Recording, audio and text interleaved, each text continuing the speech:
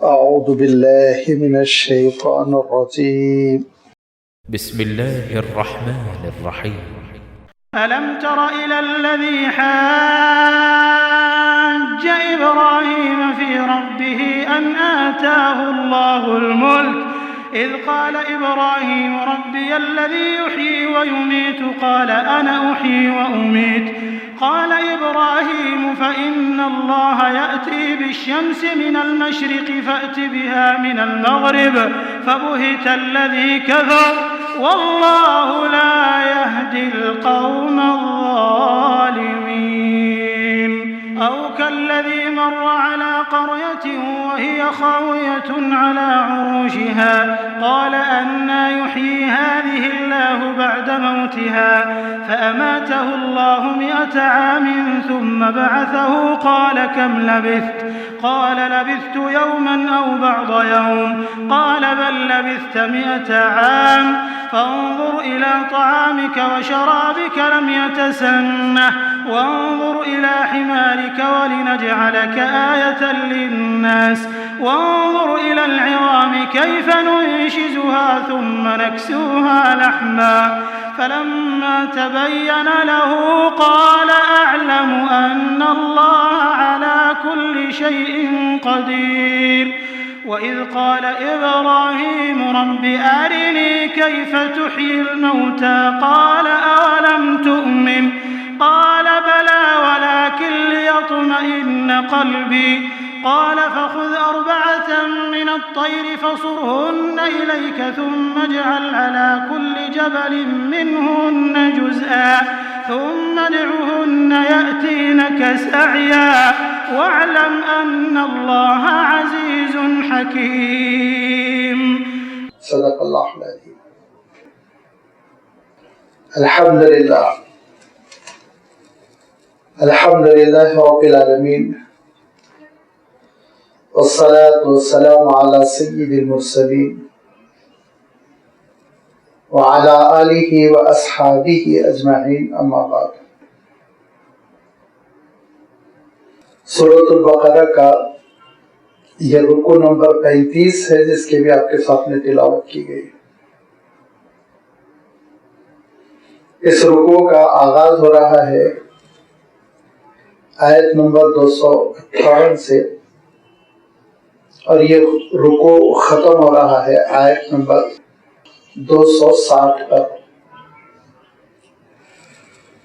اس رکوع میں 3 علیحدہ واقعات ہیں، الگ الگ واقعات ہیں جن کا اللہ تعالیٰ نے تذکرہ کیا، لیکن تینوں واقعات ایک اہم معنوی لڑی میں پرو دیے گئے ہیں. تینوں واقعات پچھلی آیت سے ریلیٹڈ ہے، اس آیت کی تشریح کرتے ہیں، اس آیت کے مفہوم کو نمایاں کرتے ہیں. وہ پچھلی کیا آیت ہے کہ اللہ تعالیٰ نے سورۃ البقرہ کے نصف اخیر میں جب شریعت کے احکام کا تذکرہ کیا، قصاص کا تذکرہ ہوا، روزے کا ذکر ہوا، روزے کے احکام کا تذکرہ ہوا، حج کا تذکرہ فرمایا، طلاق، خلا، مہر، عدت، ان چیزوں پر اللہ تعالیٰ نے ہدایتیں نازل فرمائی. اور پھر یہ سلسلہ چلتے چلتے اس حقیقت پر آ کر رکا کہ دیکھو اللہ تعالیٰ کی راہ میں خرچ کرنا ہے. زکوٰۃ کی بھی ایک شکل ہے، صدقات نافلہ کی بھی شکل ہے. جب یہ ٹاپک چھڑ گیا، یہ موضوع چھڑ گیا کہ اللہ تعالیٰ کی راہ میں خرچ کرنا ہے، تو اللہ تعالیٰ نے خود اپنی ذات والا شان کا تعارف کرایا. اللہ لا الہ الا هو الحی القیوم. کس کی راہ میں خرچ کر رہے ہو تم؟ ذرا سوچو. زندہ جاوید، نہ وہاں تھکن ہے، نہ نیند ہے، نہ سونا ہے، نہ فطور ہے، نہ ویکنس ہے، نہ کمی ہے، نہ نقص ہے. وہ اعلیٰ و برتر ذات جو پچھلے احوال سے واقف، اگلے احوال سے واقف، جس کا عالم یہ کہ ہر دو عالم کے اقتدار کو سنبھالا ہوا ہے، دن و رات پر اس کا قابو، چاند و سورج پر اس کا قابو، زمین و آسمان اس کے، اس مالک حقیقی کی راہ میں خرچ کرنے میں کیوں تردد ہے؟ اس آیت الکرسی میں اللہ تعالیٰ نے اپنے اقتدار کا، اپنی ربوبیت کا، اپنی حیات کا، اپنے زندہ جاوید ہونے کا جب تذکرہ کیا تو یہ بات بھی ارشاد فرما دی لا اکراہ فی الدین، گردن پکڑ کر کسی کو اسلام میں نہیں داخل کیا جائے گا، سمجھایا جائے گا، عقل کی بنیاد پر، لاجک کی بنیاد پر، سنجیدگی کے ساتھ، محبت کے ساتھ اسلام کا تعارف کرایا جائے گا، دین کا تعارف کرایا جائے گا، اس کے لیے جدوجہد ہوگی، لیکن کسی کی گردن پر تلوار رکھ کر یہ نہیں کہا جائے گا کلمہ پڑھ لو مسلمان ہو جاؤ، ہرگز نہیں۔ فرمایا دیکھو یہ وہ حقیقت ہے کہ سچائی جو ہے، جو حق ہے، جو ہدایت ہے، وہ اب نکھر کر آ چکی ہے۔ تبین الرشد من الغی، گمراہی کیا ہے، غلط راہ کیا ہے، جھوٹ کیا ہے، باطل کیا ہے، اس کو بیان کر دیا گیا ہے، اب کوئی کنفیوژن نہیں رہ گیا، اب اختیار ہے بندوں کا، غور کریں، سمجھیں، قبول کریں۔ جس نے ان حقیقتوں کو سمجھا، جس نے ان سچائیوں کا اعتراف کیا، فقد استمسک بالعروۃ الوثقی، وہ صراط مستقیم پر ہے، اس نے اس ڈوری کو، اس نے اس بندھن کو، اس نے اس پکڑ کو تھام لیا، جس کے بعد وہ پھر گمراہ نہیں ہوگا، برباد نہیں ہوگا، وہ تو اس کی منزل پھر جنت ہوگی۔ کیونکہ ایسے بندے جو ایمان کو سمجھتے ہوں، جو اللہ تعالیٰ کی معرفت اپنے دلوں میں پیدا کرتے ہیں، جو دین کی حقیقتوں کا اعتراف کرتے ہیں، جو اللہ کے رسول کی اطاعت کرتے ہیں، ان بندوں کا عالم یہ ہوتا ہے کہ ان کا کارساز اللہ تعالیٰ ہو جاتا ہے، ان کی رہبری کرنے والا، کام بنانے والا۔ اور لفظ بھی بہت ہی اہم استعمال فرمایا، اللہ ولی الذین آمنوا، جو ایسا، ہم ترجمے میں دوست وغیرہ کر لیتے ہیں، لیکن ایسا حمایتی اور کام بنانے والا جو ہم ایک ظاہری الفاظ میں کہہ سکتے ہیں کہ بس ہاتھ پکڑ کر وہ صراط مستقیم پر گامزن رکھے اور جنت تک پہنچا دے، ایسا کام بنانے والا اللہ تعالیٰ بن جاتا ہے۔ اور جو تاریکیوں میں پڑے ہوئے ہیں، سچائی کا اعتراف نہیں کر رہے ہیں، اللہ کی کتاب کو نہیں سمجھنا چاہتے، اللہ کے احکام کو نہیں سمجھنا چاہتے، تو اللہ تعالیٰ بھی کو بھٹکنے کے لیے چھوڑ دیتا ہے۔ والذین کفروا اولیاءهم الطاغوت، تو سب سے بڑا سرکش نافرمان، جس کے اندر طغیانی ہے، بغاوت ہے، جس کے اندر ضد ہے بات نہ ماننے کا، جس کے اندر اہم ارادہ ہے، سوچ لیا ہے میں تباہ ہو جاؤں گا، مر جاؤں گا، لیکن بات نہیں مانوں گا، جن کے بارے میں اللہ تعالیٰ نے بالکل سورۃ البقرہ کے آغاز میں ارشاد فرمایا کہ تم ان کو سمجھاؤ نہ سمجھاؤ برابر ہے، وہ تو مرنا ہے ان کو کفر پہ۔ ایسے تاغوت کی تشریح میں کر چکا ہوں، طغا کے معنی ہوتے ہیں آپے سے باہر ہونا، حد سے تجاوز کرنا، اور تاغوت کہتے ہیں سب سے بڑے باغی کو، جو نمبر 1 پر تو ابلیس ہے، پھر ابلیس کے چیلے ہیں، فرعون بھی تاغوت ہے، نمرود جس کا ذکر آ رہا ہے وہ بھی تاغوت ہے، ابو جہل بھی تاغوت ہے، ابو لہب بھی تاغوت ہے، جو ان کے راستے پہ چلے گا، نافرمانی اور ضد اور حد درمی کے راستے پہ چلے گا، وہ تاغوت ہے۔ لہذا فرمایا کہ جو انکار کر رہے ہیں، حقیقتوں کو نہیں مان رہے ہیں، تو ان کا ہاتھ کون پکڑ لیتا ہے؟ ابلیس۔ اب ابلیس ان کا ساتھی ہو جاتا ہے، نافرمان باغی ان کا ساتھی بن جاتا ہے۔ اور اللہ تعالیٰ نے دوسرے مقام پہ ارشاد فرمایا وَمَن يَعْشُ عَنْ ذِكْرِ الرَّحْمَنِ نُقَيِّضْ لَهُ، کہ جو رحمان سے غافل ہو کر زندگی بسر کرتا ہے، ہم خود اس پہ مسلط کرتے ہیں، ابلیس کو حوالے کر دیتے ہیں، جاؤ اسی کے ساتھ زندگی بسر کرو۔ تو وہ کیا کرتا ہے؟ یخرجونہم من النور इला ज़ुलुमात, नूर से महरूम, अंधेरों में छोड़ देता है। उलाइका अस्हाबुन नार, ये जहन्नम वाले होते हैं, हुम फीहा खालिदून, हमेशा जहन्नम में पड़े रहेंगे। ये आयत से देखिए, इस आयत की तशरीह में 3 वाक़यात अल्लाह ताला ने इरशाद फरमाए कि देखो, जब तुम तागूत के हवाले हो जाते हो, जब कोई बंदा इब्लीस का चेला बन जाता है, और जब किसी इंसान पर शैतान का जादू चलने लगता है, शैतान के पीछे पीछे चलने लगता है, तो फिर उसके लिए बहुत बड़ी मुसीबत हो जाती है, उसकी अकल औंधी हो जाती है, सोचने समझने की सलाहियत नाकारा हो जाती है, किसी काम का नहीं रह जाता है। अगर तुमको देखना हो तो देखो किसको, हजरत इब्राहिम अलैहिस्सलाम के मुकाबले में जो खड़ा हुआ था, अलम तरा इलल्लज़ी हाज इब्राहिम फी रब्बिही, क्या तुमने नहीं देखा उस शख्स की जानिब जिसने हुज्जत की थी हजरत इब्राहिम अलैहिस्सलाम से फी रब्बिही, रब के मामले में, अपने खुदा के मामले में। और ये हुज्जत करने की उसको हिम्मत जो हुई इसलिए हो गई ना कि मुल्क, अल्लाह ने उसको हुकूमत अता की थी, उसके अंदर थोड़ी सलाहियत थी, अल्लाह ताला ने अता फरमाई थी, लिहाजा उसको हुकूमत मिली हुई थी।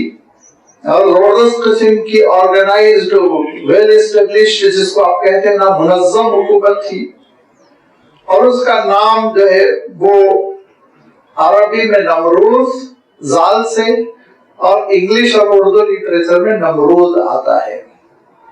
इसका बड़ा तस्करा तारीख की किताबों में है, और सबसे ज्यादा इसकी तस्वीर कशी की द लेजेंड्स ऑफ जूइश के नाम से किताब है, उसमें उसका पूरा मंजर खींचा गया है, वो किसका बेटा था और कैसे पैदा हुआ था, कैसे उसने हुकूमत हासिल की थी, लड़ भिड़ के बड़ा ताकतवर था, और दराज तक उसकी हुकूमत चलती रही, और छोटे छोटे इलाकों पर कंट्रोल करते करते करते करते वो उस जमाने की जो सबसे मुनज़्ज़म हुकूमत थी, जिसको कलदान कहते हैं, वो कलदान का बादशाह बना हुआ था, वहां का हुक्मरान था, और गलतफहमी में पड़ा हुआ था, गुरूर में पड़ा हुआ था, अपने आप को खुदा समझता था, सजदे करवाता था। ये इक़्तिदार की यही मुसीबत है, जहां किसी को इक़्तिदार मिल जाता है बस गुरूर तो घुसता ही घुसता है उसके पास। बस तारीख में आप यूं समझ लीजिए कि जो खुलफाए राशिदीन की सीरत का इस्तिस्ना कर अक्सर वो बेशतर को देखेंगे आप, जहां इक़्तिदार आया गुरूर आया, और हुकूमत का गर्रा, कौन मुझे क्या कर लेगा, उसके बाद फिर जुल्म ज़्यादती, उसके बाद ज़वाल, बुरी तरह ज़वाल। लिहाजा यही कैफियत उसके अंदर पैदा हो गई, तामीरात है, ये है और वो है, पूरे गल्ले पे कंट्रोल है, उसकी इजाजत के बगैर कोई राशन न मिलता। यहाँ तक कि हज़रत इब्राहिम अलैहिस्सलाम का वो वाक़या पेश आया जो आगे अल्लाह ताला ने कलाम पाक में बयान किया बुतों के तोड़ने का, और उसका सबब ये था कि हज़रत इब्राहिम अलैहिस्सलाम पैगाम समझा रहे थे, बार बार समझा रहे थे कि भाई बुतों की इबादत छोड़ो, अल्लाह की इबादत करो। लेकिन शिर्क के साथ एक बीमारी खास तौर पर होती है, लाजिम और मलजुम। जैसे मसलन मिसाल के तौर पर समझने के लिए मैं कह रहा हूँ कि कोरोना हो तो सर्दी लगी होगी, छींकें आती रहेंगी, ऐसे ही जो शिर्क में पड़ा रहता है ना, उसका एक सिम्टम रहता है, याद रखिए, बेहिस्सी। बेहिस्सी, हजार समझा लो काम नहीं खोलता हो, दूसरे बहुत सुनेंगे, समझेंगे, गौर करेंगे, नर्म रवैया इख्तियार करेंगे, लेकिन जब शिर्क की नजासत इब्लीस जब दिमागों में डाल देता है तो ताला भी लगा देता है। बहुत बेहिस होते हैं, बहुत मुश्किल से उनको समझाना पड़ता है। इसीलिए आप नबियों की तारीख में देखेंगे कि इन मुशरिकों पर अक्सर अजाब आया। बात नहीं मानी, हज़रत नूह अलैहिस्सलाम की सीरत देख लीजिए आप, अल्लाह के रसूल सल्लल्लाहु अलैहि वसल्लम का मामला देख लीजिए, आखिरी वक्त तक लड़ते रहे, लड़ते लड़ते मारे गए बड़े बड़े मुशरिक। ये कैफियत होती है शिर्क की। तो हज़रत इब्राहिम अलैहिस्सलाम के जमाने में तो मुशरिक थे, बात नहीं मान रहे थे। हज़रत इब्राहिम अलैहिस्सलाम की वाज़ व नसीहत, तकरीरें, समझाना, हमदर्दी, यहाँ तक के अल्लाह ताला की जानिब से हुक्म हुआ, और حکم ہوا تو حضرت ابراہیم علیہ السلام نے بت خانے کو تباہ و تاراج کر دیا. واقعہ قرآن مجید میں ایک اضافہ میں نے کر دیا کہ اللہ تعالیٰ کی جانب سے حکم ہوا، اسی لیے کہ تاکہ کوئی جوش میں نہ کر دے، مصیبت میں نہ پھنسے. وہ حضرت ابراہیم علیہ السلام رسول تھے، وہ نبی تھے. لازمی بات ہے رسول اپنی جانب سے کوئی کام نہیں کرتا ہے، وہ وحی الہی کی بنیاد ہی پر قدم اٹھاتا ہے. لہذا یہ ممنوع ہے، یاد رکھیے منع ہے ہماری اپنی شریعت میں. لیکن حضرت ابراہیم علیہ السلام کو من جانب اللہ حکم ہوا کہ آپ یہ کریں، تبھی جا کے ان کے دماغوں میں بات گھسے گی. اور بتوں کو توڑ دینا، بڑے بت کی گردن میں کلہاڑی لٹکا دینا، پورا واقعہ جو اللہ تعالیٰ نے بیان فرمایا. تو اس کے بعد بڑی ہلچل ہوئی. میلے سے جب واپس آئے تو کہا یہ تو برا حشر ہو گیا ہے مندر کا، کون کرے گا؟ مشورہ آپس میں معلوم کرنے کی کوشش. تو اکثر و بیشتر لوگوں نے یہی کہا کہ ایک نوجوان ہے جس کا نام ابراہیم ہے، وہی بتوں کی حقیقت کے بارے میں کلام کرتا ہے کہ یہ بودے ہیں، یہ باطل ہیں، ان کی کوئی حقیقت نہیں، یہ پتھر کے ٹکڑے ہیں، یہ لکڑی کے ٹکڑے ہیں. یہ جملے وہی نوجوان کہتا ہے. انہیں کو بلا کر پوچھے. آپ جانتے ہیں حضرت ابراہیم علیہ السلام کو بلایا گیا. حضرت ابراہیم علیہ السلام نے بڑا حکیمانہ جواب دیا. اور یہاں پہ مشرکین کا عالم یہ ہوا، وہ تردد میں پڑ گئے. اور دو روایتیں ہیں تاریخی طور پر. یہیں پر اسی سچویشن میں حضرت ابراہیم کو نمرود کے پاس لے جایا گیا. لیکن بعض روایتوں میں یہ ہے کہ نہیں، پہلے آگ بھڑکائی گئی، حضرت ابراہیم علیہ السلام کو آگ میں ڈالا گیا اور یا نار کونی بردن و سلامہ والا معاملہ پیش آیا. آگ سلامتی والی ہو گئی. اور حضرت ابراہیم علیہ السلام جب آگ سے باہر تشریف لائے تو شہرت ہوئی اور بادشاہ کے پاس پہنچایا گیا. جو بھی ہو، نمرود کے پاس حضرت ابراہیم علیہ السلام کو پہنچایا گیا. جب بابل میں نمرود کے محل میں حضرت ابراہیم علیہ السلام تشریف لے گئے تو سینہ تان کے سجدہ نہیں کیا، وہیں بھڑک اٹھاؤ. سب کو حکم تھا سجدہ کرنے کا. یہ سب کرواتے ہیں، جن کو حکومت ملتی ہے نا، یہ جھکواتے ہیں، پیر چومواتے ہیں، سجدہ کرواتے ہیں.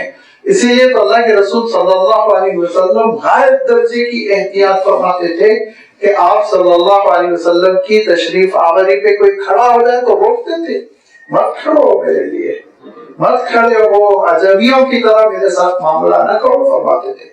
دھیرے دھیرے یہی خرافات آتی ہے کہ پہلے کھڑے ہونا، پھر کمر سے جھکنا، پھر قدم بوسی کرنا، پیر چومنا.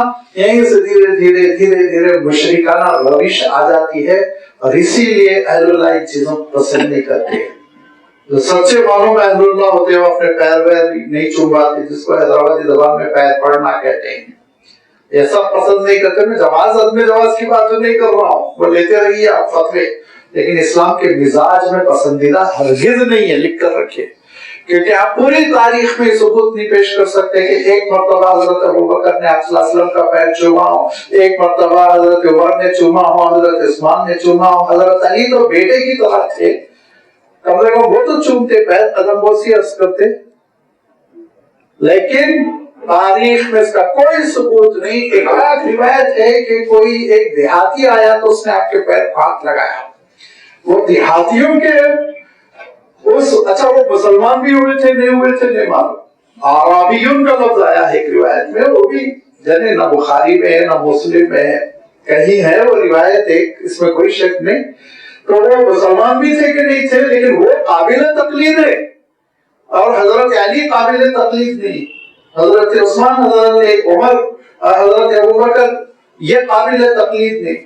اور خود ہی کہتے ہیں کہ عاشقوں کے سردار حضرت بلال، تو حضرت بلال نے کبھی چوما؟ کہاں سے تم لوگوں نے یہ پیر چومانے کی رسم پیدا کر لی؟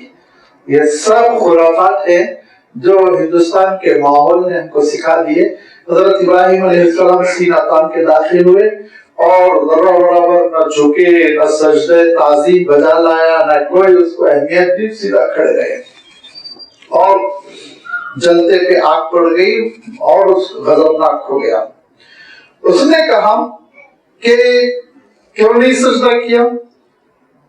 حضرت ابراہیم نے کہا میں صرف اپنے رب کو سجدہ کرتا ہوں. اس نے کہا तुम्हारा रब कौन है? मैं नहीं हूँ। हज़रत इब्राहिम अलैहिस्सलाम ने कहा तू कहां से रब हो सकता है?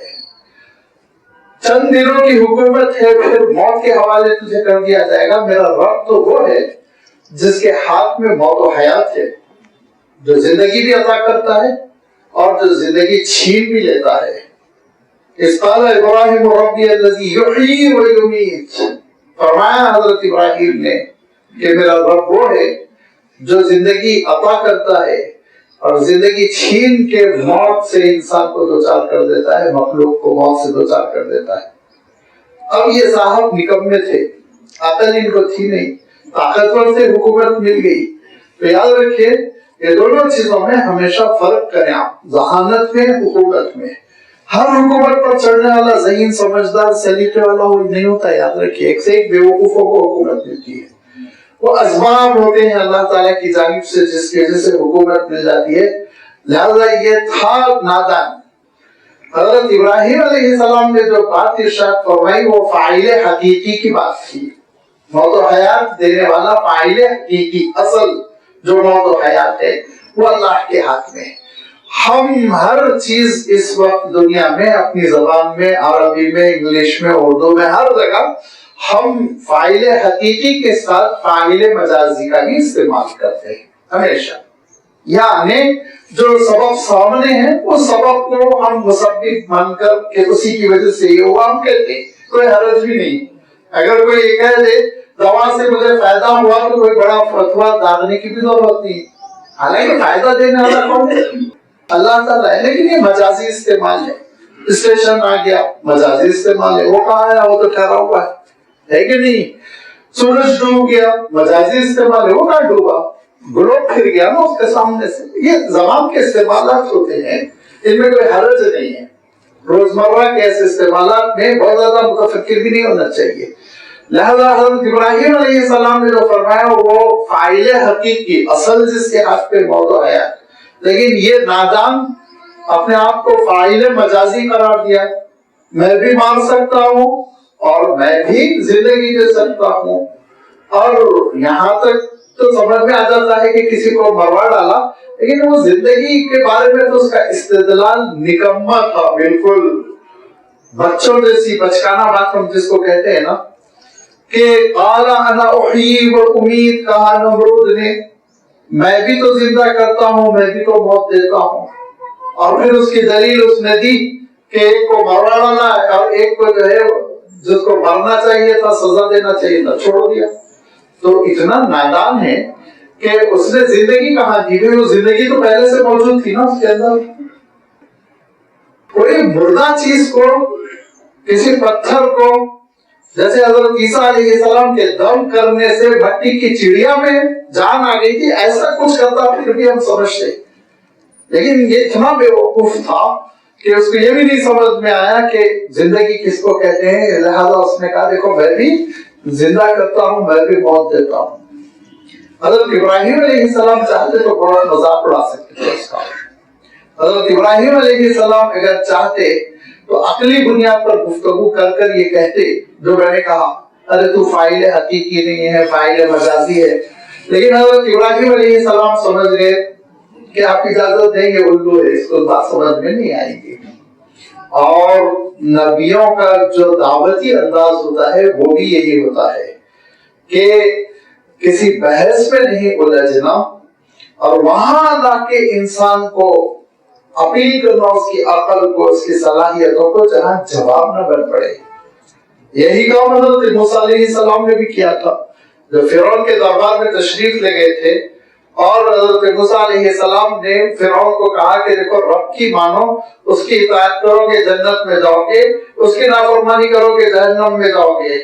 तो उसने कहा अच्छा जो मुसलमान नहीं हुआ, मूसा तुम्हारी दावत कबूल नहीं किया, वो जहन्नम में जाएगा? कहा हाँ जहन्नम में। उसने सारे दरबारियों से कहा तुम्हारे अब्बा दादा नाना सब जहन्नम में, ये कह रहे हैं। तो हज़रत मूसा अलैहिस्सलाम उलझे नहीं। कहा इल्म इंदा रब्बी, देखो उनका इल्म अल्लाह के पास है और मेरे परवरदिगार का आलिम ये है, ला यदिल्लु रब्बी व ला यंसा, ना वो भूलता है ना वो चूकता है। तुम्हारे दादा नाना परनाना के साथ जो करना है वो कर लेगा। मैं ये कह रहा हूँ कि देखो ये तौहीद है, یہ مشرق اور مغرب کا مالک ہے، اس کی اطاعت کرو. تم مخلوق ہو، مجبور ہو بادشاہ، لیکن کمزور ہو، نہتے ہو اللہ کے سامنے، آؤ اللہ تعالیٰ کی طرف آ جاؤ. الجھے نہیں حضرت موسیٰ علیہ السلام اسی باتوں میں. ہاں بھائی جائیں گے جہنم میں، کیوں نہیں جائیں گے؟ تو اب وہ سب پورے درباری آستین چڑھا کر حضرت موسیٰ علیہ السلام کے خلاف ہو جاتی ہے. الجھنا یہ ہوشیاری نہیں، یاد رکھیے بات کو سلجھانا.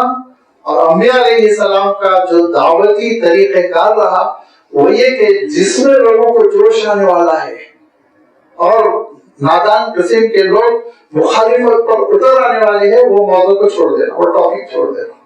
اسلام کے دلائل، توحید کے دلائل، حقانیت کے دلائل تو اتنے بکھرے ہوئے ہیں کہ ان سے آپ بات پیش کیجئے. حضرت ابراہیم علیہ السلام نے فرمایا کہ تو مانتا، تو زندہ کرتا، یہ بحث میں الجھتا ہی نہیں، چھوڑ دے ٹاپک. اعلی ابراہیم فرمایا حضرت ابراہیم علیہ السلام نے فَإِنَّ اللَّهَ يَأْتِي بِالشَّمْسِ مِنَ الْمَشْرِقِ فَأْتِ بِهَا مِنَ الْمَغْرِبِ. میرا رب تو وہ ہے اللہ تعالیٰ جو سورج کو مشرق سے طلوع فرماتا ہے، مغرب میں غروب کر دیتا ہے. مشرق سے سورج نکلتا ہے ایسٹرن سائڈ، مغرب میں جا کے غروب ہو جاتا ہے. یہ فَأْتِ بِهَا مِنَ الْمَغْرِبِ، اگر آپ کے اندر کنٹرول ہے تو ذرا الٹا کریے. آپ اگر رب ہے تو مغرب سے نکال دیجیے ایک بار. فَبُهِتَ الَّذِي كَفَرَ، اس کافر کے منہ پہ مہر لگ گئی، بولتی بند ہو گئی. فَبُهِتَ مبہوت ہو گیا، حیران رہ گیا، خاموش سکتے میں، جواب ہی نہیں. پورا دربار ٹک ٹکی لگا اسے دیکھ رہا ہے کہ اب یہ کیا کہے گا، لیکن بول ہی نہیں سکا، خاموش. اور اس کے بعد سے پھر اس نے زیادتی کی، ظلم کیا، ستایا، وہ ایک الگ تاریخ ہے. جواب آج تک نہیں دے سکا، لیکن اللہ تعالیٰ نے جواب دیا اور کہا خلیل جس طرح تم نے میری توحید کی طرف دعوت دی تو میرے عزت اور جلال کی قسم اس وقت تک اس دنیا میں قیامت نہیں آئے گی جب تک ایک مرتبہ میں مغرب سے سورج نہ نکال دوں. جب تم نے اتنی بڑی بات کہی تو میں تمہاری لاج رکھوں گا. لہٰذا اللہ کے رسول صلی اللہ علیہ وسلم فرمایا کرتے تھے کہ قیامت سے پہلے ایک مرتبہ سورج مغرب سے ضرور نکلے گا الٹا. اور اس کی تو آج سائنس تشریح کر دی. وہ جو کوئی چیز تیزی سے چلتی ہے اور اس کے بعد اس کو بریک لگایا جاتا ہے تو جیسے پیچھے کی طرف آتی ہے نا تھوڑا سا، تو آپ سوچیے جو گلوب جس تیزی سے گول گول پھر رہا ہے اس کو بریک لگایا جائے گا تو خود بخود تھوڑا سا الٹا پھیرے گا تو ہم کو لگے گا سورج مغرب سے آ گیا. یہی ہے تو مغرب سے ہونا. اور یہ فرمایا کہ یہ اس لیے کہ اللہ کے خلیل نے جو جواب دے کر اس کا منہ بند کر دیا. میرے ایک مرتبہ ایک ساتھی اس جملے پہ ذرا ناراض ہو گئے، بولتی بند کر دی. انہوں نے کہا غیر مہذب ہے. مجھے نہیں محسوس ہوتا غیر مہذب ہے، بولتی بند کر دی. حضرت ابراہیم علیہ السلام نے اس کی، خاموش ہو گیا. اور یاد رکھو واللہ لا یہدی القوم الظالمین. اگر وہ ضالین میں سے ہوتا اللہ ہدایت دیتا، لیکن ظالم تھا اللہ تعالیٰ نے ہدایت نہیں دی. یہ کہ جب انسان ظلم کرتا ہے، زیادتی کرتا ہے، اپنے آپ کو اسمار خاص سمجھتا ہے اور یہ سمجھتا ہے میرا اقتدار، میری حکومت، میرا عہدہ، میری منصب اور میں جو چاہے کر لوں، تو ایسوں کو جو ظالم بنے ہوئے ہوتے ہیں ان سے اللہ تعالیٰ ہدایت چھین لیتا ہے، محروم کر دیتا ہے، بغیر ہدایتی کے مارتے ہیں. جیسے مرا ابو جہل، جیسے مرا ابو لہب، جیسے مرا فرعون، جیسے مرا نمرود. مرا بھی تو کیسے مرا؟ اللہ تعالیٰ ان بڑے بڑے متکبروں کو چھوٹی چھوٹی چیز سے مارتا ہے. ابو جہل کو بچوں نے مارا، چھوٹے چھوٹے پہنچ نہیں پا رہے تھے اوپر تو پہلے گھوڑے کے گھٹنے پہ مارا، گھوڑا بیٹھ گیا تو اس نے کام تمام کیا. اس نے کہا کس نے مارا؟ کہا یہ محض معاوض، یہ دو چھوٹے بچوں نے، یتیم بچوں نے تجھ کو مارا. تو کہا اے کاش قریش کا کوئی بڑا سورما مارا ہوتا. اتنی ذلت کی موت مارا کہ بچوں نے میری چھٹی کر دی. ایسے ہی نمرود مرا تو کیسے مرا؟ آپ حیرت کریں گے کہ موصوف شکاری کار کھیلنے گئے تھے، بڑے خطرناک قسم کے مچھر تھے. ایک مچھر ان کی ناک میں گھس گیا اور اندر چلا گیا. اور آج کل تو آپ جانتے ہیں نا وائرس کیسے اندر جاتے ہیں. اور اس کے بعد سے جو بھیجا کھایا ہے، کہتے ہیں اس کے بعد 40 دن زندہ رہا. 40 دن اپنے سر پر چھڑی سے، چپل سے، جوتی سے پٹواتا تھا. درد اتنا ہوتا تھا، مارو، مارتے جاؤ، مارتے جاؤ، مارتے جاؤ، لیکن وہ نکلنا نہیں تھا. اس کو نہیں نکلا یہاں تک کہ وہ بے موت مرا. یہ اللہ تعالیٰ ارشاد فرماتا ہے واللہ لا یہدی القوم الظالمین. ظالموں کو اللہ تعالیٰ پھر محروم کر دیتا ہے ہدایت سے. ظلم کو قریب نہیں آنے دینا چاہیے. انسان ظالم ہرگز نہ بنے. ظالم بن کر جب وہ مظلوموں کی بدوائیں لیتا ہے، آہیں جب ان کی لگتی ہے، تو پھر اس کے بعد سے بڑی بے توفیقی کی زندگی ہو جاتی ہے. بہت بیماریوں کی اور بہت ہی نفرتوں والی، کراہیت والی زندگی گزار کر انسان اس دنیا سے پھر رخصت ہوتا ہے. اللہ تعالیٰ ارشاد فرما رہا ہے واللہ لا یہدی القوم الظالمین، بے شک اللہ تعالیٰ نہیں ہدایت دیتا ہے ظالموں کو. کیوں؟ اس ظالم نے اپنا کارساز کس کو بنایا؟ اپنا ساتھی کس کو چنا؟ ابلیس کو، طاغوت کو. یاد رکھو، طاغوت کے ہاتھ میں ہاتھ دے دو گے تم کو پھر کوئی چیز، اللہ کا کلام، رسول کی نصیحت، کوئی چیز اثر نہیں کرے گی. یہاں تک کہ حضرت ابراہیم خلیل اللہ کا آواز، نصیحت، سمجھانا، دلائل دینا کام نہیں کر رہا ہے. کیوں؟ کیونکہ یہ طاغوت کے ہاتھ میں ہاتھ دے چکا تھا، ابلیس کا چیلا بن چکا تھا، ابلیس کی روش پر چل رہا تھا. یہ ہے کہ جن کا عالم یہ ہوتا ہے کہ والذین کفروا اولیاؤہم الطاغوت یخرجونہم من النور الی الظلمات، نور سے محروم اندھیروں میں اس کو ٹھوکریں کھانے کے لیے چھوڑ دیتا ہے ابلیس اور ابلیس کے ساتھی. لہذا کبھی طاغوت کے راستے پہ نہ چلو. اب ارشاد فرمایا لیکن جو طاغوت کے راستے پہ نہیں چلتے اور جن کا عالم یہ ہوتا ہے کہ وہ ایمان کی نعمت کے ساتھ، ایمان کی نعمت پر شکر گزاری کرتے ہوئے، اپنے اندر بندگی کا جذبہ رکھتے ہوئے، کبھی وہ شدید مسائل میں بھی پھنس جاتے ہیں تو اللہ تعالیٰ نے عرض کیا نہ ہاتھ پکڑ کر ایسے ان کو جنت کی طرف لے جاتا ہے جیسے کسی نابینا کو آپ راستہ پار کراتے ہیں. لہذا دو واقعات اللہ تعالیٰ نے ارشاد فرمائے. او کالذی مر علی قریۃ وہی خاویۃ علی عروشها، یا پھر دیکھو دوسرا منظر یہ ہے تمہارے سامنے، ایک نمرود کا ہو گیا جس کا کارساز ابلیس تھا، اور ایک دوسرا دیکھو اللہ کے ایک نیک بندے کا واقعہ. او کالذی، او کے معنی یا پھر، اور یا پھر یہ واقعہ تم دیکھو ان صاحب کا مر علی قریۃ، جو ایک گاؤں سے گزرے، ایک بستی سے گزرے. یہ دو نبیوں کے نام کا تذکرہ آیا ہے. ایک حضرت حزقیل کہا گیا ہے، وہ گزرے تھے کسی بستی سے. یا پھر یہ روایتوں میں آتا ہے حضرت عزیر. حضرت عزیر علیہ السلام بنی اسرائیل کے وہ رسول، وہ نبی تھے جنہوں نے پوری تورات کو منضبط کیا تھا اور اللہ کے مقرب بندوں میں سے تھے. فلسطین کے اوپر زبردست حملہ ہوا تھا. حضرت عیسیٰ علیہ السلام کی پیدائش سے قریب 10-12 سال آگے پیچھے، 600 سال کی بات ہے. پیدائش سے 600 سال قبل، یعنی 6 صدیاں قبل بہت بڑا حملہ ہوا تھا فلسطین میں، بختنصر کا. اس نے ملیامت کر دیا تھا فلسطین کو، ہر چیز برباد کر دی تھی اس نے. حضرت سلیمان علیہ السلام نے جو عمارت بنائی تھی جس کو ہیکل سلیمانی کہتے ہیں، سب منہدم کر دیا تھا. قرآن پاک میں بھی سورہ بنی اسرائیل میں اس کا اشارہ. بہت ظالم تھا، معبود سے آیا تھا اور مردوں کو کاٹ ڈالا تھا، عورتوں کو باندی بنا ڈالا تھا. بالکل صورتحال بگڑ گئی تھی. بچے ہوئے تھے جو فلسطین کے باہر تھے، انہیں میں حضرت عزیر ہوئے جنہوں نے بڑی دعائیں کی، اور بڑی دعاؤں کے بعد اللہ تعالیٰ نے پھر یہودیوں کی شیرازہ بندی فرمائی. لہذا وہ جب فلسطین پہنچے اس حملے کے بعد، تو عالم یہ تھا کہ پوری بستی تباہ ہو چکی تھی، تباہ و تاراج. او کالذی مر علی قریۃ وہی خاویۃ علی عروشها، عروش چھتوں کو کہتے ہیں، خاویۃ گری ہوئی، منہدم الٹی پڑی ہوئی.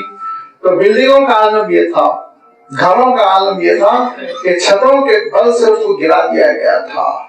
جب بڑے ظالم قسم کے بادشاہ ہوتے ہیں اور اقتدار کے نشے میں مبتلا ہوتے ہیں تو بلڈوزر چلا کے پورے گھر کو بٹھا دیتے ہیں، چھوڑتے نہیں پھر وہ. اسی طرح کا اس نے کچھ جانوروں کے ذریعے سے پلر کو کھچوا کے، ہاتھیوں سے، گھوڑوں سے اس نے چھتوں کے بل گھروں کو گرا دیا تھا. تو جب وہ پہنچے حضرت عزیر یا حضرت حزقیل، دونوں میں سے کوئی بھی شخصیت ہو سکتی ہے. اللہ تعالیٰ نے نام اس لیے نہیں دیا کہ شخصیت میں نہ الجھو، حقیقت کو سمجھو. لہذا فرمایا کہ دیکھو وہی خاویۃ، وہ بستی پوری کی پوری الٹی پڑی ہوئی تھی چھتوں کی بنیاد پر، چھتوں کے بل گری ہوئی تھی، بستی گھر مکانات گرے ہوئے تھے۔ تو اگر آپ کو اس کی جیتی جاگتی منہ بولتی تصویر دیکھنا ہے تو حلب چلے جائیے۔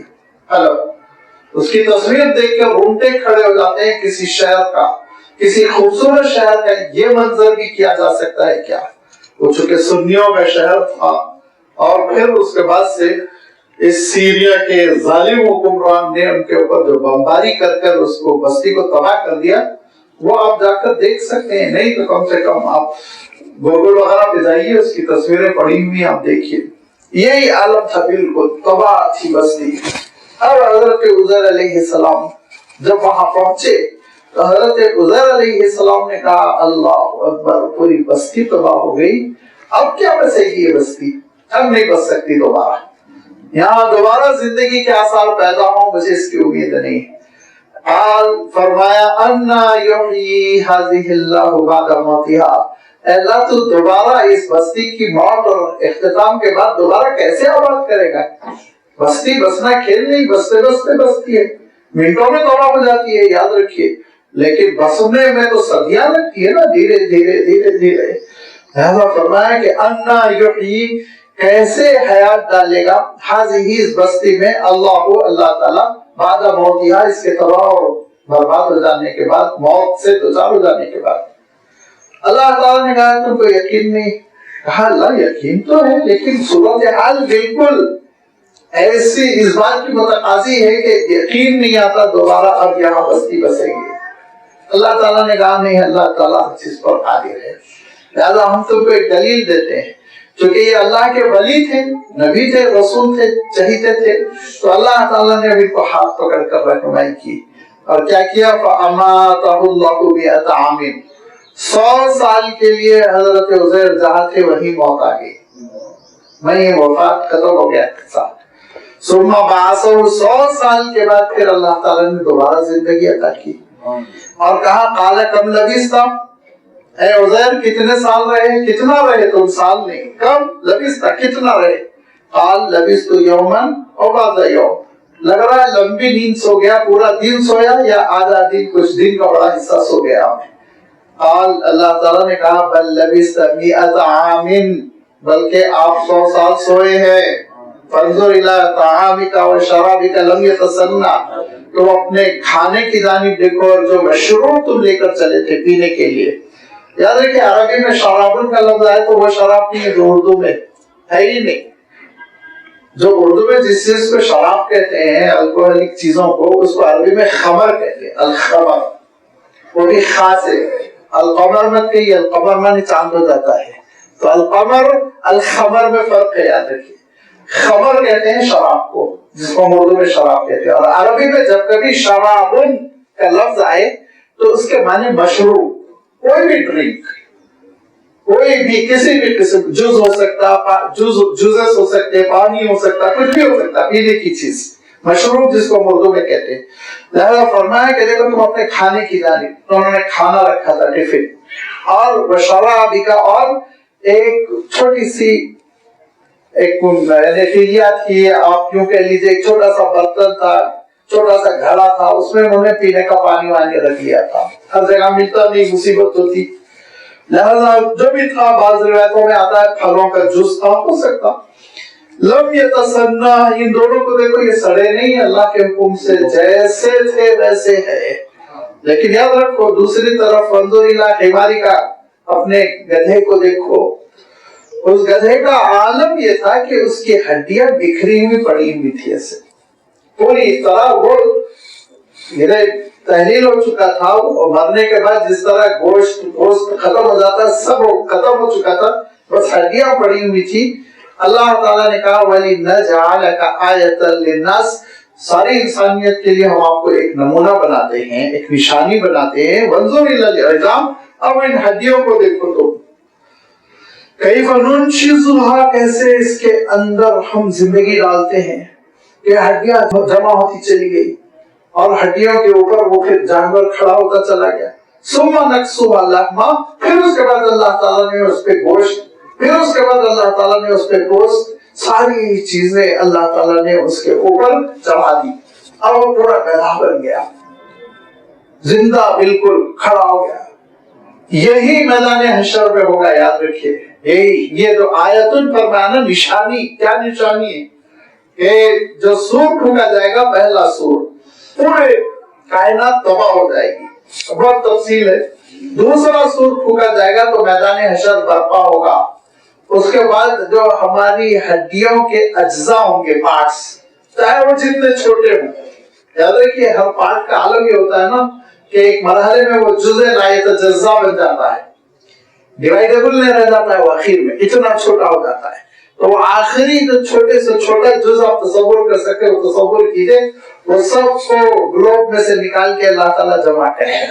لہذا ہڈیاں بنیں گی، ہڈیاں کھڑی ہو جائیں گی، گوشت آئے گا، اوپر چمڑا آئے گا اور کہے گا اللہ کا یہ کام ھذا ما وعد الرحمن وصدق المرسلون۔ ایمان والے کہیں گے یہی تو تھا، رسولوں نے وعدہ کیا تھا میدان حشر میں ہم کھڑے ہوں گے، اور منکرین وہ ہائے ہائے کرتے رہ جائیں گے۔ لہذا یہ فرمایا دیکھو یہ نشانی ہے تمہارے لیے، اور اللہ کی کتاب میں بھی اس کا تذکرہ کر دیتے ہیں قیامت تک کے لیے۔ اور خود بنی اسرائیل اس موقع پر ایک بحث میں پڑے ہوئے تھے۔ جب اس طرح کی بحثیں ہوتی ہیں نا تو پھر اللہ تعالیٰ ظالموں کو مسلط کرتا ہے، بستیاں تباہ ہو جاتی ہیں، لایانی بحثیں، بیس لیس، جن کی کوئی عملی زندگی میں ضرورت نہیں، بحث ہو رہی ہے تو ہو رہی ہے، حضرت علی افضل ہے، حضرت امیر معاویہ افضل ہے، تم کو کیا لینا دینا، تلک امۃ قد خلت لہا ما کسبت ولکم ما کسبتم۔ وہ اللہ تعالیٰ کے پاس جا چکے ہیں، ان کو جو ملنا ہے ملے گا۔ ایسے جلسے ہو رہے، پوسٹر چھپ رہے، کیا ضرورت ہے اس پہ اپنی؟ ہاں میں کیا ہوں اس پہ غور کرو، میرا مقام کیا ہے، میں افضل ہوں کہ مفضول ہوں، میں ناجی ہوں، نجات ملنے والی بھی ہے کہ نہیں، محروم ہوں، یہ اپنے پہ غور کرو بھائی، پچھلی امتوں پہ کیوں غور کرتے ہو؟ لہذا یہ بحث ہو رہی تھی بنی اسرائیل میں کہ حیات مانوی ہوگی یا حیات حقیقی ہوگی، زندہ جو ہوں گے تو روحوں کے اعتبار سے زندہ ہوں گے میدان حشر میں، جسم سے بھی۔ تو اکثر اسرائیلی اس بات کا انکار کرتے تھے نہیں دوبارہ جسموں کو جمع نہیں کیا جا سکتا، نعوذ باللہ، اللہ تعالیٰ اس پہ قادر ہے، مانوی ہے وہ، جیسے خواب دیکھیں گے۔ اللہ تعالیٰ نے حضرت عزیر کو اب ایک نمونہ بنایا ان حالات میں جبکہ حضرت عزیر علیہ السلام بہت سمجھا رہے تھے کہ عقیدہ آخرت درست کرو، بیوقوفی کی ویسے نہ کرو، عمل کرو، عمل سے زندگی بنتی ہے، جنت بھی جہنم بھی، کہاں پڑے ہوئے سب لایانی چیزوں میں، لہذا بات مان نہیں رہے تھے۔ بنی اسرائیل کی تاریخ میں ہمارے لیے بالخصوص انڈین مسلمز کے لیے اتنے نمونے ہیں، سمجھنے کے لیے ایسے اسباب ہے، لیکن بس غور کر کے اللہ تعالیٰ نے اپنے کلام میں کیوں ان واقعات کو جگہ دی، اس حقیقت کو سمجھ کر ہم بھی عمل سدھارے، وہی راستے پہ چلیں گے تو تباہ ہوں گے۔ لہذا فرمایا کہ اب حضرت عزیر علیہ السلام کھڑے ہو گئے اور دیکھا، دیکھتے گدھے کے اندر جان آ گئی، اس کی ہڈیاں کھڑی ہو گئی، گوشت مل گیا، چمڑا مل گیا۔ فلما تبین لہ، جب اچھی طرح ان کو یقین ہو گیا، بات کھل کر آ گئی، نکھر کر آ گئی، قال کہا اعلم ان اللہ علی کل شیء قدیر، مجھے پورا یقین ہو گیا، ذرہ برابر تردد نہیں کہ اللہ تعالیٰ ہر چیز پر قادر ہے، اور میدان حشر میں سارے مردوں کے اندر جان ڈال کے ان کے جسم کو لا کر کھڑا کر دے گا، یہ کوئی بعید بات نہیں ہے، میں جان گیا۔ اب اس کے بعد حضرت عزیر علیہ السلام بستی میں گئے، قرآن پاک میں اس کا تذکرہ نہیں ہے، لیکن روایتوں میں آتا ہے، امام ابن کثیر رحمۃ اللہ علیہ نے بیان کیا، امام طبری رحمۃ اللہ علیہ نے بیان کیا کہ بستی گئے تو بستی میں بالکل بدلی ہوئی، اپنا گاؤں کا مکانات بالکل بدلے ہوئے ہیں۔ اب حضرت عزیر علیہ السلام نے اندازہ لگایا میرا گھر کدھر ہونا چاہیے، اور وہ گھر پر پہنچے، کھٹکھٹایا تو 120 سالہ ایک ضعیف خاتون سامنے آئی جن کی بینائی جا چکی تھی، بڑھاپے کی وجہ سے، عمر رسیدہ ہونے کی وجہ سے بینائی چلی جاتی۔ اب آج کل نکل گئے نا سرجری ورجری، یہ سب چشمے وشمے، اس زمانے میں تو تھا نہیں۔ لہذا وہ خاتون بینائی سے محروم وہ آئی، کہا کون؟ تو کہا میں اس گھر کا مالک عزیر۔ تو کہنے لگی، رونے لگی، کہنے لگی 100 سال پہلے میرے شوہر عزیر کا انتقال ہو گیا، اب کہاں سے عزیر آئیں گے؟ تو حضرت عزیر نے کہا اچھا تم وہی ہو جن کو 20 سال کا چھوڑ کر گیا تھا، اب 120 سال کی ہو؟ تو کہا کہ میں عزیر ہوں، تم یقین کرو۔ انہوں نے کہا میں نہیں یقین کروں گی۔ عزیر بہت اللہ والے تھے، مستجاب الدعوات تھے، ان کی تو دعا ریجیکٹ ہوتی ہی نہیں تھی۔ اگر تم عزیر ہو دعا کرو میری بینائی آ جائے میں مان لوں گی۔ حضرت عزیر علیہ السلام نے دعا کی، فوراً ان کی دھیرے دھیرے بینائی آ گئی، اور انہوں نے دیکھا اور پہچانا اور لوگوں میں اعلان کیا دیکھو عزیر زندہ ہیں۔ اب بنی اسرائیل بھیڑ جمع ہوئی اور پھر حالات پوچھے، انٹرویو لیا، بہت سی علامتیں دیکھی اور انہوں نے یقین کیا کہ حضرت عزیر ہے۔ تو حضرت عزیر کے اس بیان کو ماننا پڑا کہ مرنے کے بعد میدان حشر میں اللہ تعالیٰ جسم کے ساتھ کھڑا کرے گا۔ اب ماننا پڑا ان کو، بحث ختم ہو گئی۔ اب تک بحث نظری تھی، اب نظری نہیں رہ گئی نا، اب تو بالکل عملی ہو گئی، دلیل آ گئی۔ لہذا ایک طرف حضرت عزیر علیہ السلام نے جو سوال اللہ تعالیٰ کے دربار پہ رکھا تھا کہ مولا یہ بستی تو ختم ہو چکی ہے، کیسے آباد ہوگی، اس کا جواب خود حضرت عزیر کو ملا، اور پوری بنی اسرائیل کی رہنمائی کی گئی کہ دیکھو میدان حشر میں جسم کے ساتھ کھڑے ہونا ہے۔ یہ ہم سب کا عقیدہ ہے الحمدللہ۔ لہذا یہ ارشاد فرمایا کہ دیکھو نجعلک آیۃ للناس، لوگوں کے لیے ہم آپ کو ایک نشانی بنا دیں گے، اللہ تعالیٰ کی قدرت کی نشانی آپ قرار پائیں گے۔ اور یہ اللہ تعالیٰ کا ایک نیک بندہ، دل میں تھوڑا سا شبہ آیا کہ یہ بستی کیسے آباد کی جائے گی، اللہ تعالیٰ نے ایسی زبردست رہنمائی کی کہ اس رہنمائی کو اللہ تعالیٰ نے ہمیشہ کے لیے اپنی کتاب میں محفوظ کیا۔ کیوں؟ اللہ تعالیٰ نیک بندوں کا کام بناتا ہے۔ اللہ ولی الذین آمنوا یخرجہم من الظلمات الی النور، ذرہ برابر تردد آ جائے تاریخ کی، دل میں برے خیالات، بس اللہ تعالیٰ کی جانب سے فوراً رہنمائی۔ اور ایک بھی واقعہ سن لو، وَإِذْ قَالَ إِبْرَاهِيمُ رَبِّ أَرِنِي كَيْفَ تُحْيِي الْمَوْتَىٰ، حضرت ابراہیم علیہ السلام نے بھی ایک مرتبہ اللہ کے دربار میں یہ معروضہ رکھا کہ میرے مولا، اے میرے رب، آپ مرے ہوئے کو کیسے زندہ کریں گے؟ اللہ سب ختم ہو جائے گا، ابھی تو سائنس ترقی کر گئی نا، ابھی تو ڈی این اے وی این اے کی بحثیں نکلی۔ اب آپ سوچئے ہزاروں سال پہلے تو انسان یہ سمجھتا تھا نا کہ ختم، غائب ہوگی میت، 50 سال بعد 60 سال بعد دوبارہ کیسے وہ ڈھونڈی جائے گی، تلاش کی جائے گی، جمع کی جائے گی۔ تو حضرت ابراہیم علیہ السلام نے اللہ تعالیٰ کے دربار میں معروضہ رکھا۔ اب یہ نہیں سوچنا چاہیے کہ حضرت ابراہیم علیہ السلام نے نعوذ باللہ اعتراض کیا، نہیں، لیکن اعتراض ہوتا ہے غیروں کے سامنے، اپنوں کے سامنے جب بات کی جاتی ہے تو وہ دل کا درد بیان ہوتا ہے نا۔ میں آپ کے بارے میں کوئی تبصرہ کسی غیر سے کروں تو غلط بات ہے، لیکن آپ ہی سے کہوں کہ آپ نے التفات نہیں برتا تو یہ محبت ہوتی ہے، شکایت ہوتی۔ تو حضرت ابراہیم علیہ السلام اللہ کے دربار میں دعا کر کے کہہ رہے ہیں کہ مطلب سمجھ میں نہیں آتا، سب ختم ہو جائے گا، دوبارہ کیسے زندہ کیا جائے گا؟ یہ اس میں شک کا کوئی عمل دخل نہیں۔ اللہ کے رسول صلی اللہ علیہ وسلم ارشاد فرماتے اگر حضرت ابراہیم کو شک ہوتا تو ہم کو بدرجہ اولا شک کرنا چاہیے، لیکن حضرت ابراہیم کو شک نہیں تھا، دلیل چاہ رہے تھے۔ کیا فرمائے کہ اے اللہ یہ کیسے ہوگا؟ ارینی کیف تحیی الموتیٰ، ذرا بتلا دے کہ آپ مرے ہوئے لوگوں میں جان کیسے ڈالیں گے۔ قال اولم تؤمن، اللہ تعالیٰ نے کہا ابراہیم ایمان نہیں رکھتے ہو؟ کہا ہرگز نہیں۔ قال بلا، پورا ایمان رکھتا ہوں، ولکن لیطمئن قلبی، لیکن اطمینان قلب چاہیے۔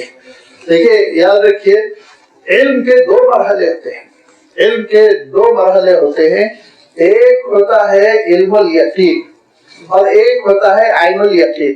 علم الیقین یقینی دلائل کی بنیاد پر آپ سمجھتے ہو، میں نے آج تک امریکہ نہیں دیکھا لیکن دلائل کی بنیاد پر جانتا ہوں نا، ایک ہے مقام ملک، اس کی تعریف بھی جو ہے وہ بھی سمجھتا ہوں حقیقت میں ہوگی، یہ علم الیقین ہے۔ لیکن اگر جس دن میں اتر پڑوں وہاں پر اور اپنے آنکھوں سے دیکھوں اور گھوم لو تو پھر مجھے عین الیقین حاصل ہو جائے گا۔ یہ معائنے کے بعد جو چیز آپ کو حاصل ہوتی ہے وہ عین الیقین ہوتا ہے۔ لہذا اس وقت تک کسی کو یہ نہیں معلوم رہے گا کہ ننگے تاروں کو چھو لینے سے جسم میں کرنٹ دوڑ جاتا ہے، کیا حشر ہوتا ہے، معلوم ہی نہیں ہوگا۔ ایک بار ہو گیا تجربہ عین الیقین، اس کے بعد دور دور سے گزرے گا، قریب نہیں پھٹکے گا۔ لہذا یہ علم یقین سے درجہ بلند ہوتا ہے عین الیقین کا. حضرت ابراہیم علیہ السلام نے کہا مولا علم الیقین ہے لیکن میں عین الیقین چاہتا ہوں. لیطمئن قلبی, دل میں پھر کبھی کوئی وسوسہ نہ آئے, کیونکہ وہ رسول ہے نا, وہ جب دعوت دیتے ہیں تو کتنا کانفیڈنس سے دینا پڑے گا آپ سوچئے. تھوڑا بھی اس میں کمی آ جائے, سوالات کی بوچھار میں تھوڑا سا لڑکھڑا جائے تو لازمی بات ہے دعوت میں خلل. تو آپ صلی اللہ علیہ وسلم کو معراج کیوں کروائی گئی؟ علم الیقین, عین الیقین, پورے یقین کے ساتھ جنت دیکھی ہوئی آپ صلی اللہ علیہ وسلم کی, جہنم دیکھی ہوئی ہے. آپ جیسے اطلاع دیں گے دوسرا ویسے اطلاع نہیں دے سکے گا. یہی وہ وجہ ہوتی تھی کہ اللہ کے رسول صلی اللہ علیہ وسلم نماز پڑھتے اور جنت کی نعمتوں کا تذکرہ ہوتا تو لہجہ ایسا بدل جاتا, صحابہ کہتے جیسے باغ میں ہے اور پھل توڑنے والے ہیں. اور جہنم کا تذکرہ آتا تو ایسے لرزہ برندام ہو جاتے ہیں کہ صحابہ کہتے ہیں ایسے جیسے آگے 1 فٹ پہ جہنم کا گڑھا ہے, گرنے کا ڈر ہو. کیوں؟ وہ عین الیقین تھا, وہ عین الیقین تھا. اور اس بنیاد پر آپ صلی اللہ علیہ وسلم نے امت کی تربیت کی. ہم لوگ کو علم الیقین ہے کیونکہ ہم اللہ کے رسول صلی اللہ علیہ وسلم کی صداقت کی بنیاد پہ مانتے. حضرت ابراہیم علیہ السلام نے کہا مولا اطمینان قلب چاہیے. اللہ تعالیٰ نے کہا ٹھیک ہے ہم تو ہیں ہی تمہارے ولی, اللہ ولی الذین آمنوا. جب ایمان والوں کا کارساز ہے تو انبیاء اور رسولوں کا تو بہت کارساز ہے. لہذا کہا کہ اے ابراہیم ایک تجربہ کریے. قال فخذ اربعۃ من الطیر, 4 پرندے لے لیجیے. فصرهن, اور ان کو اپنے سے مائل کر لیجیے, اپنے سے مانوس کر لیجیے. تھوڑا آپ کے ساتھ وہ مانوس ہو جائیں کہ وہ آپ کو پہچاننے لگے کہ آپ مالک ہیں, آپ ان کو چارہ ڈالے, دانہ ڈالے, آپ کے پاس دوڑ کے آیا کریں, تھوڑا یہ کیفیت ہو جائے. ایسے نہیں بالکل اجنبی رہے وہ. فصرهن, پھر ان کو آپ اپنے سے مانوس کر لیں. ثم جعل على كل جبل منهن جزءا, پھر 6 مہینے کے بعد ان کے ٹکڑے کیجیے, کاٹ کے جزءا, ٹکڑے کر دیجیے. 8-10 ٹکڑے, بہرحال ایسا نہیں کہ 2 میں بانٹ دے, 3 میں بانٹ دے, اچھی طرح ٹکڑے کر لیجیے. اور پہاڑوں پر ان کے ٹکڑوں کو ڈال دیجیے اطراف میں, ایک اس پہاڑ پہ ایک اس پہاڑ پہ. اب خلیل شہر جو ہے الخلیل, وہاں جائیے, کٹوری کی طرح چاروں طرف پہاڑ ہے, پہاڑ پہ سے بس چڑھ کے اترتی ہے شہر کی طرف. ان پہاڑوں پر کہا کہ آپ ان پرندوں کے ٹکڑے ڈال دیجیے. اور یہ ہے کہ قرآن مجید کا اسلوب. وہاں حضرت عزیر علیہ السلام کا نام نہیں بتایا اللہ تعالیٰ نے تاکہ شخصیت میں نہ الجھو. یہاں پرندوں کا نام نہیں بتایا, لیکن ہمارے پاس بھی چھوڑنے والے چھوڑتے نہیں. کہا نے ایک مرغا تھا, ایک کوا تھا, ایک مور تھا, ایک کبوتر تھا. تو نے بھی چاروں پہ کیوں بلائی؟ پوچھنے والے نے پوچھا حدیث میں نہیں ہے نا اس طرح کوئی چیز. اگر حدیث ہوتی اتھینٹک ہوتی ہم کو ماننا پڑتا. اللہ کے رسول نے بھی نہیں فرمایا, اکابر صحابہ بھی نہیں فرمایا. لہذا اب لوگوں نے کہا کہ آپ کا سلیکشن کیوں یہ؟ تو کہا مرغا اس لیے کہ اس میں شہوتیں بہت ہے, کوا اس لیے کہ لالچی ہے, کبوتر اس لیے کہ ڈرپوک ہے, مور اس لیے کہ اپنے حسن پہ اس کو غرور ہے. لہذا اللہ تعالیٰ نے یہ 4 پرندوں کو پھنسا دیا, نعوذ باللہ, اور یہ 4 پرندے ذبح ہو گئے. لیکن قرآن پاک بری ہے, قرآن مجید میں کسی بھی پرندے کا کوئی نام نہیں, کوئی ادنا اشارہ بھی نہیں ہے. لہذا فرمایا کہ دیکھو فخذ اربعۃ من الطیر, 4 پرندے لینا. ہو سکتا ہے ایک ہی قسم کے چاروں کبوتر ہوں, چاروں مرغ ہو, چاروں مور, کچھ بھی ہو سکتا. فصرهن الیک, پھر اپنے سے مانوس کر لیجئے تاکہ وہ آپ کو پہچان جائیں, آپ ان کو پہچان جائیں اسی کیفیت ہو. ثم جعل على كل جبل منهن جزءا, پھر ان کو ذبح کر ہر پہاڑ پر ان کے اجزاء ڈال دیجئے. اور اس کے بعد آپ بیچوں بیچ کھڑے ہو کر ثم ادعوهن یأتینک سعیا, آپ ان کو پکاریے. جو بلانے, پرندوں کو بلانے کے لیے جو آوازیں لگائی جاتی ہیں وہ آواز لگائیے. اور اس کے بعد دیکھیے یأتینک سعیا, دوڑتے ہوئے وہ پرندے, ان کے اجزاء ایک دوسرے سے چپک گئے, جان آ گئی, اور دوڑتے ہوئے حضرت ابراہیم علیہ السلام کے پاس آ گئے. یہی میدان حشر میں ہوگا. آواز لگانے والا آواز لگائے گا, سور پھونکا جائے گا, اور پھر میرے جسم کے جو اجزاء وہ کروڑ کی شکل میں اس گلوب میں پھیلے ہوئے, وہ دوڑتے ہوئے ایک جگہ جمع ہوں گے. ہڈیاں بنیں گی, گوشت چڑھے گا, چمڑا چڑھے گا, اس کے بعد بھاگتا ہوا میں میزان عمل کی طرف جانے لگوں گا. یہی ہے, یاد رکھو, قیامت عالم. جان لو ان اللہ عزیز الحکیم, اللہ تعالیٰ کے کاموں میں بڑی حکمت, لیکن اللہ تعالیٰ کے کاموں میں قابو ہے, قدرت ہے, کمی نہیں ہے, نقص نہیں ہے. یہ کیفیت جو پیدا ہوتی ہے، ڈاؤٹس آتے ہیں، شبہات آتے ہیں، یہ ایمان کے منافی نہیں ہے۔ جب حضرت ابراہیم علیہ السلام اللہ کے دربار میں ایسا معروضہ رکھ سکتے ہیں تو ہمارے دلوں میں بھی آ سکتا ہے۔ اس کو اللہ کے رسول صلی اللہ علیہ وسلم نے محض ایمان فرمایا، ایمان ہی ایمان ہے تمہارے پاس، تبھی تو آپ کے گھر میں دولت ہے، تبھی تو چور آئے گا، ڈاکو آئے گا۔ گھر میں کچھ بھی نہیں ہے تو دروازے پر کی سوئیے، کوئی آ کر کیا لے جائے گا؟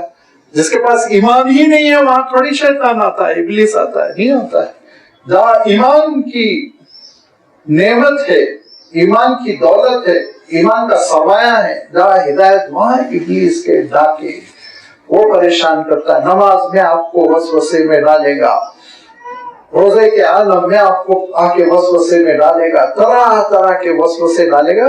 یاد رکھیے وسوسوں کے آنے کی وجہ سے ایمان کو کوئی نقصان نہیں پہنچتا۔ اللہ تعالیٰ سے رجوع کرنا، اللہ سے اخلاص کے ساتھ، بندگی کے ساتھ اس کے دربار میں جب آپ ہاتھ پھیلائیں گے تو اللہ ولی الذین آمنوا، اللہ ہاتھ پکڑ کے آپ کا صراط مستقیم پر گامزن کرے گا۔ اللہ کے رسول صلی اللہ علیہ وسلم کی خدمت میں آئے حضرت حنظلہ، ایسے نہیں معمولی صاحب کی کاتب وحی ہیں، وحی لکھا کرتے تھے، وہ باہر پہ انہیں حضرت ابوبکر صدیق رضی اللہ تعالیٰ عنہ سے آمنا سامنا ہوا، خیریت پوچھی، حنظلہ کیسے ہو؟ کہا کیا بتاؤں میں تو لگتا ہے منافق ہو گیا۔ نافق کا حنظلہ کا میں تو لگتا ہے میں منافق ہو گیا۔ کہا نہیں ایسی بات نہیں کرنی چاہیے، نعوذ باللہ بری بات کہہ رہے ہو، ایسا نہیں کہنا چاہیے۔ کیوں کہہ رہے ہو ایسا؟ حضرت حنظلہ کہتے ہیں کہ اللہ کے رسول صلی اللہ علیہ وسلم کی خدمت میں جب رہتا ہوں تو ایمان کی کیفیت ہی کچھ اور ہوتی ہے، اعلیٰ درجے کا ایمان، کوئی شک و شبہ نہیں۔ فرمانے کی جب گھر میں بال بچوں کے درمیان ادھر سے ڈاؤٹ آتا ہے، ادھر سے شک آتا ہے، عجیب پریشانی کی کیفیت رہتی ہے، تو حضرت ابوبکر کہتے ہیں حنظلہ اگر تم میں یہ کیفیت ہے، تم اس پریشانی سے دوچار ہے تو یہ معاملات میرے ساتھ بھی ہے، مجھے بھی یہ شبہ ہوتے رہتا ہے، وسوسے آتے ہیں، تو چلو اللہ کے رسول صلی اللہ علیہ وسلم کی خدمت میں حاضر ہوتے ہیں۔ ہر دو اکابر صحابہ آپ صلی اللہ علیہ وسلم کی خدمت میں حاضر ہوئے اور روایت سنائی۔ اللہ کے رسول صلی اللہ علیہ وسلم نے کہا یہ تو بیضہ ایمان ہے، خوشخبری ہے تمہارے لیے کہ تمہارا ایمان ہے تبھی تو وسوسے آ رہے ہیں، ایمان نہ ہو تو وسوسے کہاں سے آئیں گے؟ یاد رکھو میری مجلس میں جب تم بیٹھتے ہو اور تمہارے ایمان کی جو کیفیت ہوتی ہے وہ کیفیت اگر دائمی ہو جائے تو تم کو فرشتے رستہ چلنے نہیں دیں گے، کھڑے ہو کے مصافحہ کریں گے، اس مقام پہ تم پہنچ جاؤ گے۔ لیکن ساعتن و ساعتن فرمایا، کچھ ایسی گھڑیاں ہوتی ہیں، کچھ ویسی گھڑیاں ہوتی ہیں۔ ضرورت کس کی ہوتی ہے؟ بندگی۔ ضرورت کس بات کی ہوتی ہے؟ اخلاص، اللہ تعالی سے رجوع کرنا، میں پن کو نہیں آنے دینا چاہیے، غرور اور بڑا پن، اپنے آپ کو بہت تیسمان خاص سمجھ لیا، نمرود کی طرح، فرعون کی طرح، بربادی ہے، پھر شیطان ہاتھ پکڑ لیتا ہے۔ لیکن جب اللہ کے دربار میں رجوع کریں گے، روئیں گے، گڑ گڑائیں گے، مولا ایسا کیوں ہو رہا ہے، نماز میں کیوں دل نہیں لگ رہا ہے، مولا ایسا کیوں ہو رہا ہے، شکوک کیوں آ رہے ہیں، شبہات کیوں آ رہے ہیں، آپ دیکھیں گے کہ اللہ تعالیٰ ایسی رہنمائی کرے گا کہ خود اللہ تعالیٰ ارشاد فرمائے یخرجہم من الظلمات الی النور، نور کی طرف لے جائے گا، ایمان کا نور ہوگا، معرفت کا نور ہوگا، اور پھر دین پر آپ کے لیے عمل کرنا آسان ہوگا، اور جب دین پر عمل کرنا آسان ہوگا تو پھر اللہ کی راہ میں خرچ کرنا بھی آسان ہوگا۔ لہذا آگے کی آیتوں میں اللہ تعالیٰ نے ارشاد فرمایا مثل الذین ينفقون اموالهم فی سبیل اللہ، تو اللہ کی راہ میں خرچ کرتے ہیں ان کی کیا کیفیت ہوتی ہے وہ آگے آ رہا ہے انشاءاللہ۔ آئندہ اتوار اس کی وضاحت آپ کی خدمت میں رکھی جائے گی۔ وآخر دعوانا ان الحمد للہ رب العالمین۔